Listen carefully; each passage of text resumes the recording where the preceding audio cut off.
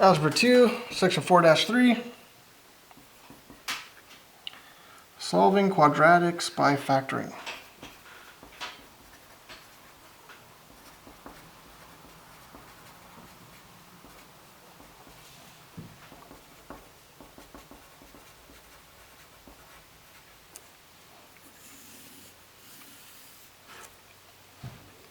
So before we start factoring something, we're going to talk about FOIL. Hopefully you guys remember how to do this. FOIL is when I've got two binomials, such like x minus 6 times x minus 2. We're multiplying these two binomials. We can multiply the first together, and then we can multiply the outside together, and then we can multiply the inside together, and then we multiply the last together. And it doesn't totally matter what order you do this. This is just a way to remember what we're doing and keep everything organized. So first is x squared, and then the outside is x times negative 2, and then negative 6 times x, and then negative 6 times negative 2, which is positive 12. And then I combine like terms here in the middle, x squared minus 8x plus 12. Now, you can do it this way. You can also do it this way, x minus 6 times x minus 2. What we can do here is we can take the x and multiply it by x minus 2. And then we say x minus 6 times x minus 2. And we distribute x squared minus 2x. We distribute the negative x, negative 6, negative 6x plus 12. And look, we end up with the same trinomial at the end. Another way we can do this is we can say negative x and negative 6. You add those together, you get negative 8. Negative 6 times negative 2, you multiply those together to get positive 12. Now, when you have factored trinomial like this, and you want to know where this crosses the x-axis, then you set this equal to 0, and you say x minus 6 equals 0, and you say x minus 2 equals 0. You solve for x, add 6 to both sides, x equals 6. Add 2 to both sides, x equals 2. And so your solution for this particular parabola, where the parabola crosses the x-axis, is at 2 and at 6, at x equals 2 and x equals 6, at the points 2, 0 and 6, 0. Okay, now, before we can get too involved in this, we need to write an equation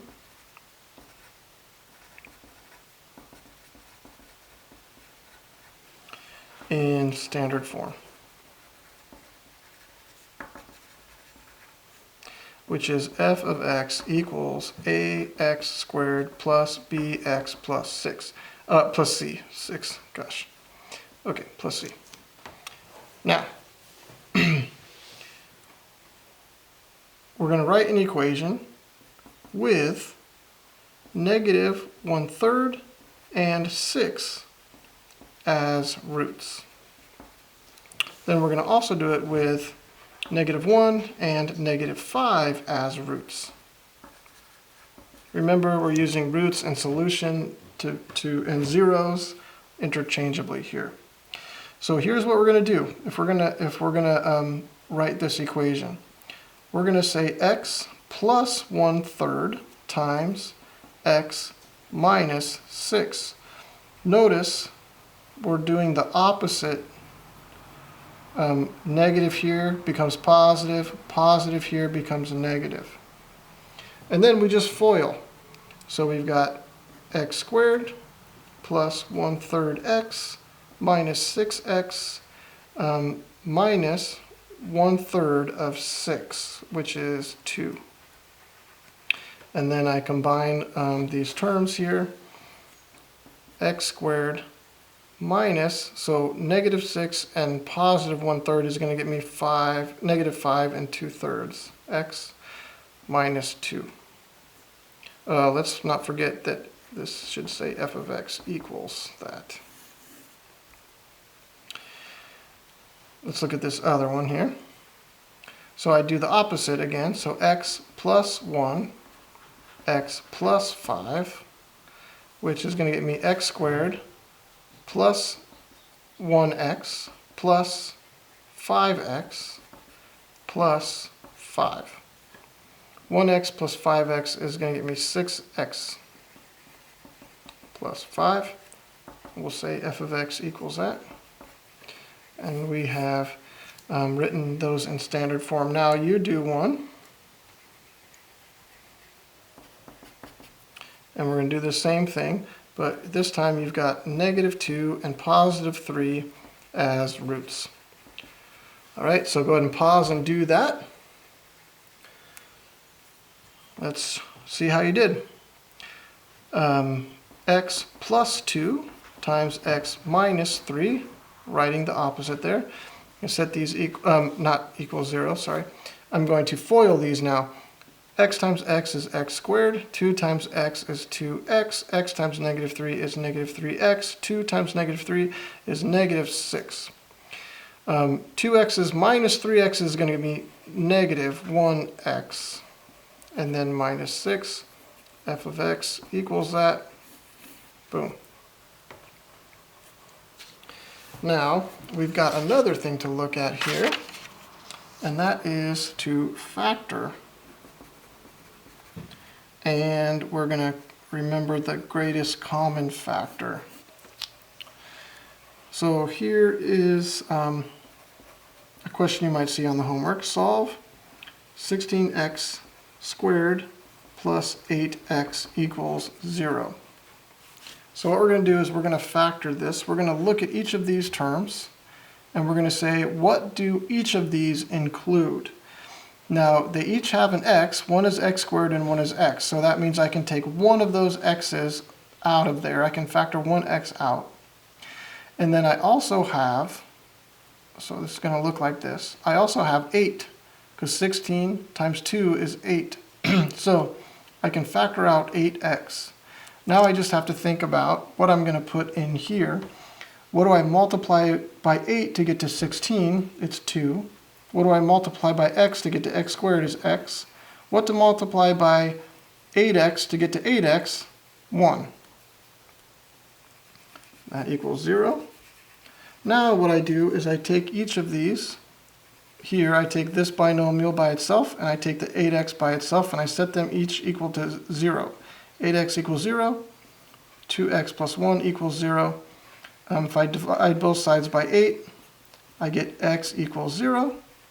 This one I subtract 1 from each side. 2x equals negative 1. Divides both sides by 2. X equals negative 1/2. So here are my solutions. X equals 0 and x equals negative 1/2. I might rewrite it as x equals negative 1/2 and 0. Let's see how you guys do on one. 20x squared plus 15x equals 0. All right, go ahead and factor this and solve. Go. All right, let's see how you did. I'm going to say, what do both of these have in them? They both have an x, and they both have 5. 5 times 3 and 5 times 4. So I've got 5 in there. What do I multiply by 5 to get to 20? 4x to x squared, x. 5 to 15 is going to give me 3. 5 times 3 is 15. X times x is 1, or x times 1 is x, so I'm just going to leave that x or that 1 out of there. Equals 0. Then I just split these up. 5x equals 0. 4x plus 3 equals 0. Divide by 5. X equals 0. And subtract 3. 4x equals negative 3. Divide by 4. X equals negative 3/4. So my solutions here, x equals negative 3/4, and 0.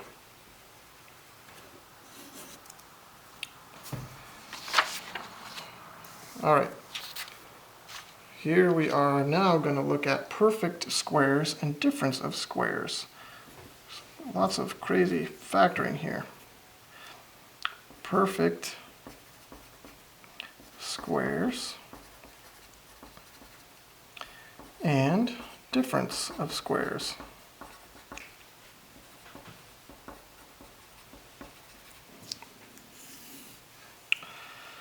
So here's your example. X squared plus 16x plus 64 equals 0.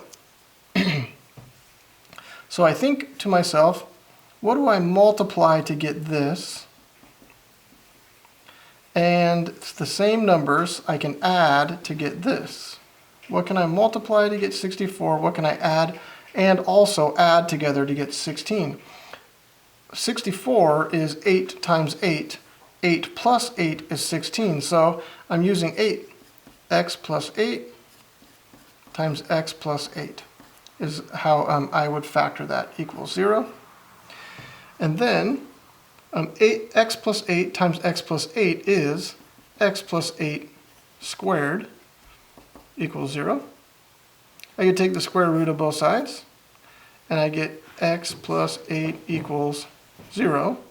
Subtract 8 from each side, x equals negative 8.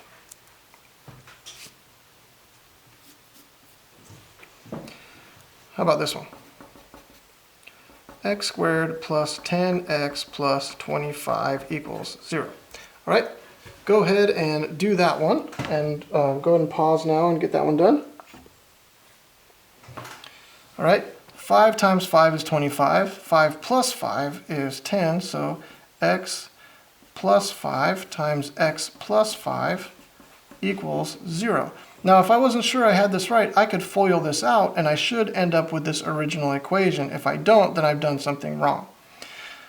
X plus 5 squared equals 0. Take the square root of both sides. X plus 5 equals 0. Subtract 5 from each side. X equals negative 5. Now, if you remember, what's happening here is I have a parabola that hits the x-axis at negative 5, like this. Bop, bop. There's a point right there. One solution. All right, let's do another example. We're going to look at difference of squares here. This was perfect squares. Notice the square. Now we're going to do difference of squares. Notice I have, this is negative. It's got to be minus in this difference of squares. And then you got to see this is a perfect square.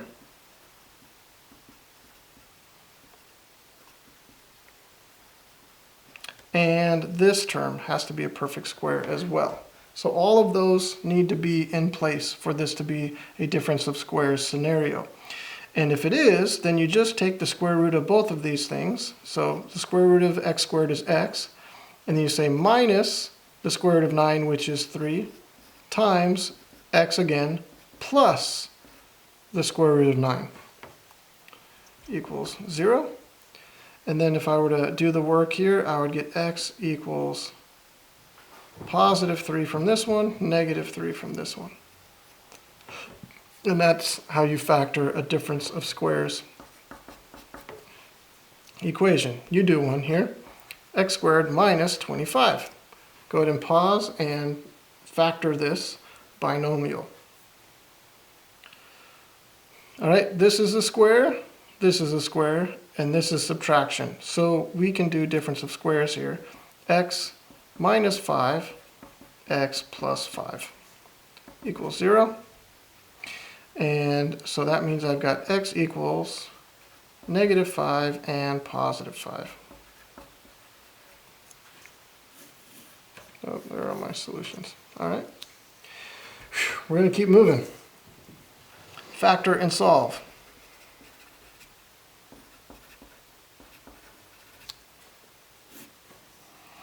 So I've got x squared plus 9x plus 20 equals 0. So again, what do I multiply together to get 20? What do I add together to get 9? So I might do a little table. What do I add to get 9? What do I multiply to get 20? And I can say, okay, I can add 1 plus 8, and if I were to multiply 1 plus 8, then I would get 9. I would add them to get 9. I would multiply them to get 8. So that one doesn't work. How about 2 plus 7? That'll get me 14. That's not 20.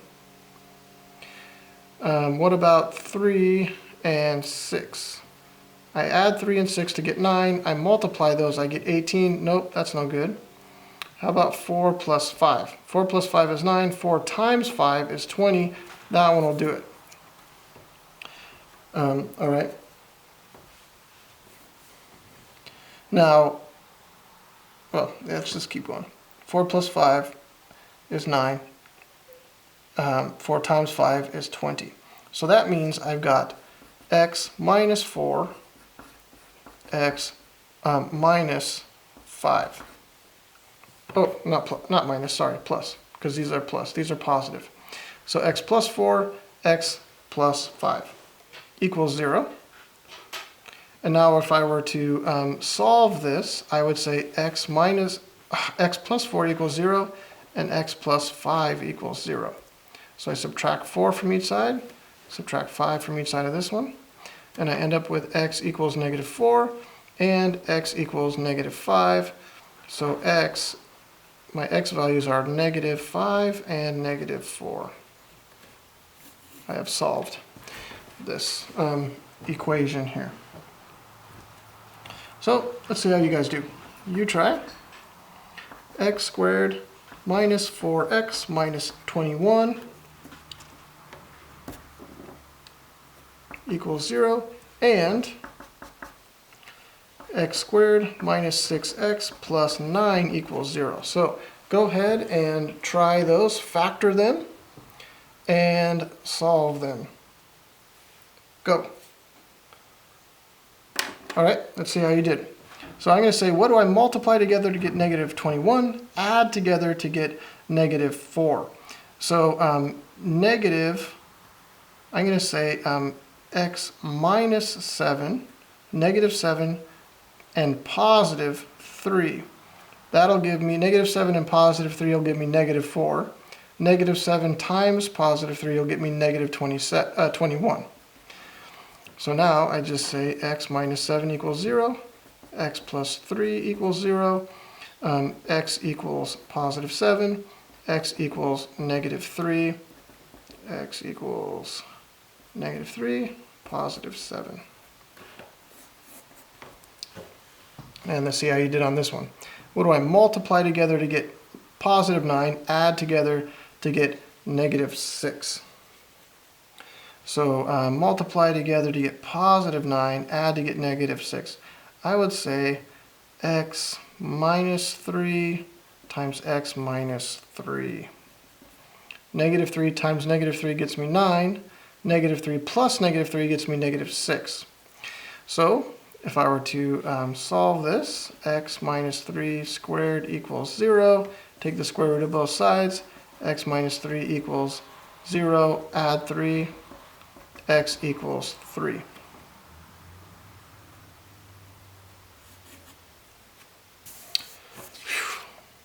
Okay, we got a little bit more to go here. Hopefully there's time on this section of the video. I would have to start another one. Oh, we have a bit more. I'm going to actually split this up here, and yeah, we're going to split this up.